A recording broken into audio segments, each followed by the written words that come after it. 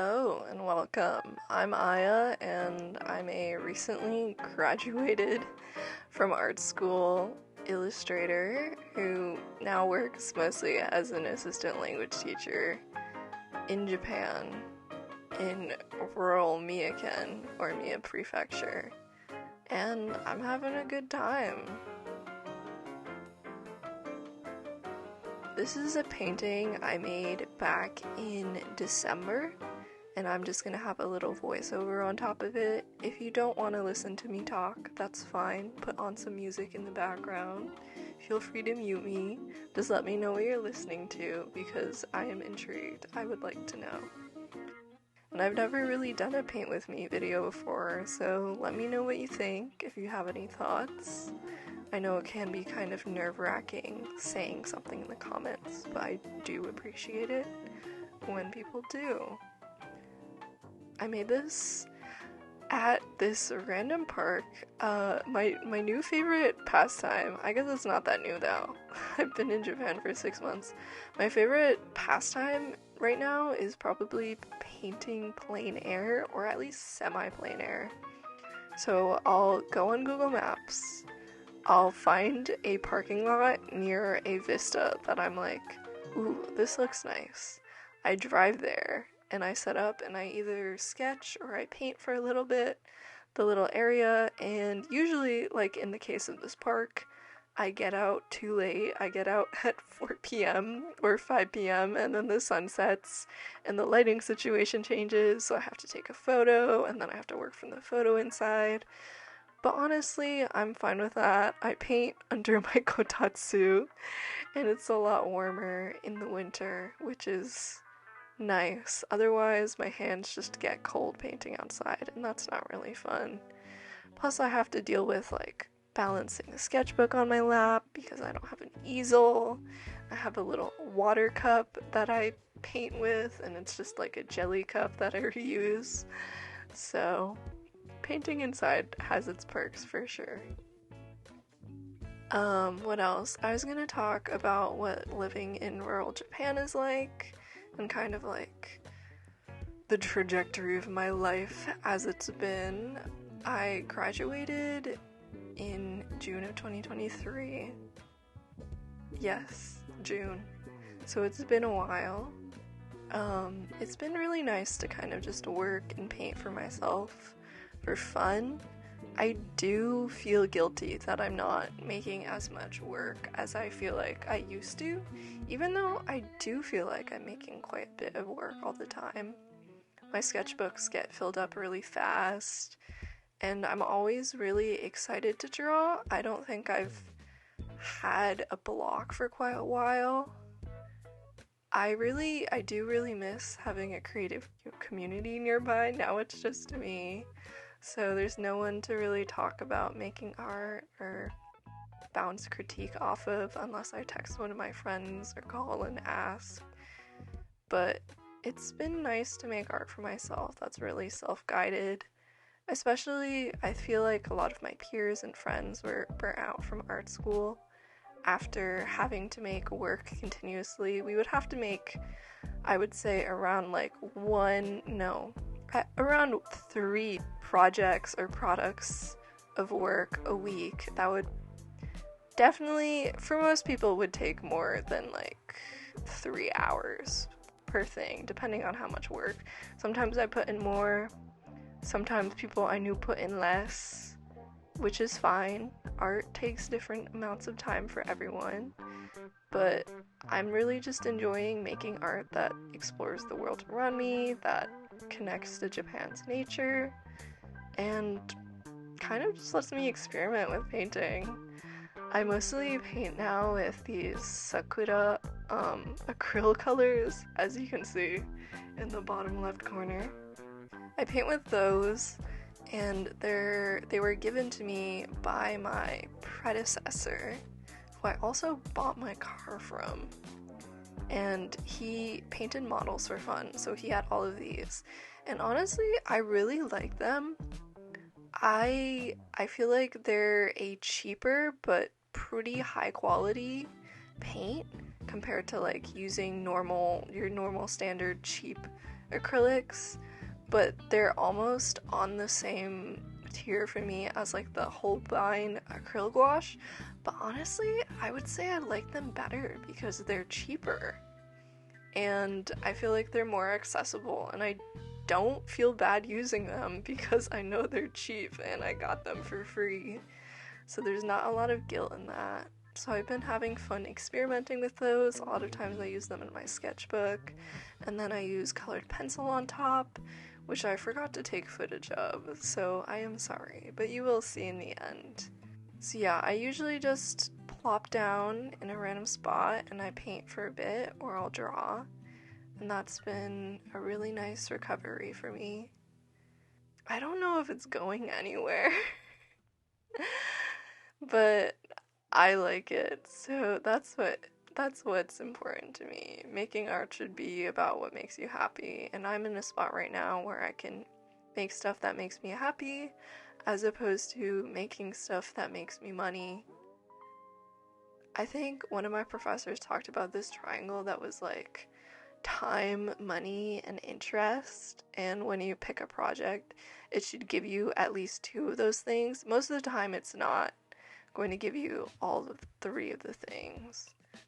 I'm definitely hitting the interest and time with these, so that's great. I'm proud of myself for that. This park though, kind of not what I expected. I pulled up thinking, ooh, this looks like a really nice park.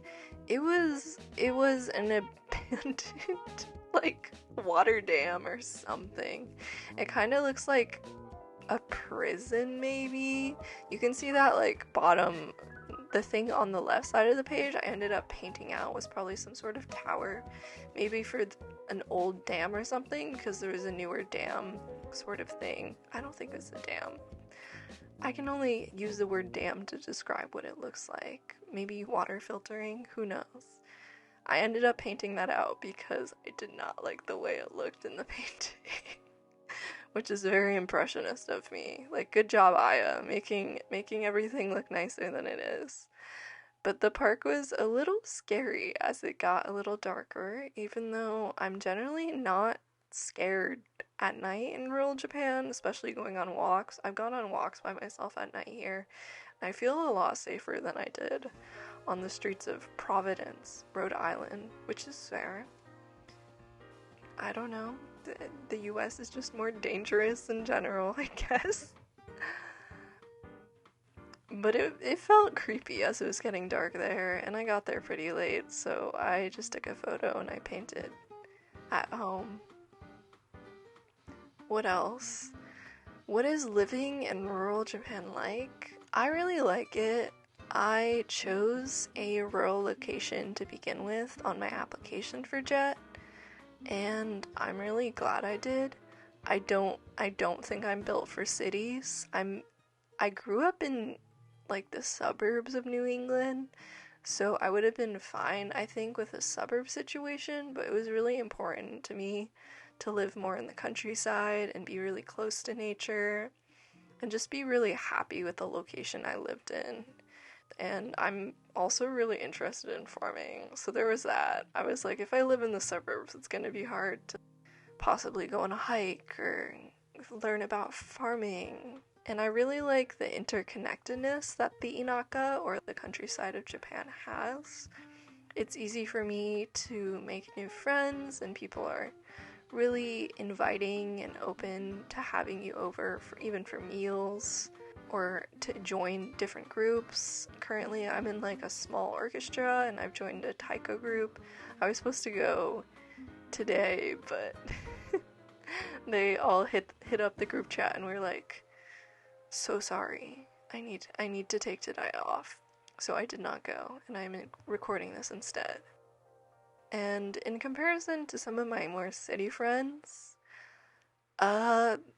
it's a lot harder there to make friends with people and talk to people, especially because people in the city are just less friendly. I think in the countryside there's just more of an aspect of helping each other out, or just having people over for lunch or dinner or snacks, or just just being nice and friendly in general. I run into a lot of my students at the supermarket or, you know, on the street even, and that's really nice. But it is a lot different. I think in the city people more have their families or their partners that they go home to, and here it's just a little different, which I like. So I did just in fact find that I did record the footage of me coloring with colored pencils, which is funny because I didn't think I did, but it was just on my SD card and not on my hard drive, so I completely forgot, which is fine. It's just a little silly of me. I did bring all my Prismacolors from the US because I wasn't sure what colored pencils they would have here, and I didn't want to have to spend money getting as big as a collection I did. A lot of these were from my friend Maya, thank you Maya, who did not want to fly back with them to Arizona. So I kind of have like a double 42 collection. You know, the 42 metal tin they have of the Prismacolors. So I had 2 of those because I had my own that I had since like high school. So I went through and I chose a bunch of colors to bring over. I brought them in this little RISD, the little RISD red pouch I have on the left there. But I found that just adding colored pencil kind of helps me get the little highlights and dark places. I really struggle with making a good value range, so painting and being able to add little details at the end is probably my favorite part.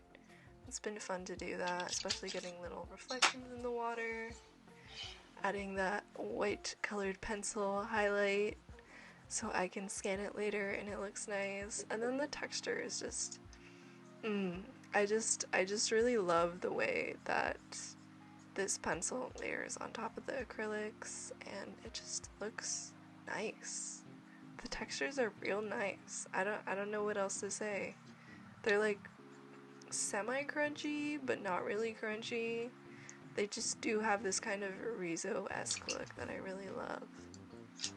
Yeah, mostly here I added in a lot of detail to the rocks, and then I'm adding highlights in the water, which is fun. The ASMR is actually very good, so I might be quiet for a bit so you can listen. Although I think this is a sped up part. I might have missed my chance. The white colored pencil part was so nice. It was very, the ASMR is good. Maybe sometime I will do a voiceless, silent drawing video. We'll see. I don't know if there's an audience for those, to be quite honest. I know there is, but I simply cannot. I simply don't think I could have that on in the background. I need someone to talk to me or for there to be a little music.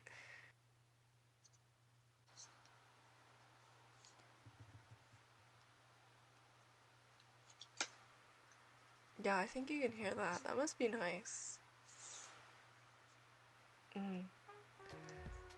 Autumn in Japan has been really pretty, but also very different coming from the east coast of America, where all the leaves change colors. The leaves are not changing colors here. They're like, they went from like vibrant green to like less vibrant, like more sage brown green, and then there will be pops of trees that are red or orange and yellow here. And by now, in February, those trees do not have any color, so it's kind of just like this uniform yellow, brown, green. And then the bamboo is this like, the bamboo is the same color as the pencil I'm using here, which is interesting. That light yellow green. And here's me adding in the power line as one of my final touches. You can see. Really, really nailing that in there, that scenery. That's impressionism right there. Yeah, just adding some more water. I feel like the painting isn't super accurate solely because of me not doing it with the correct lighting, but I enjoy how it came out, and I hope you do too.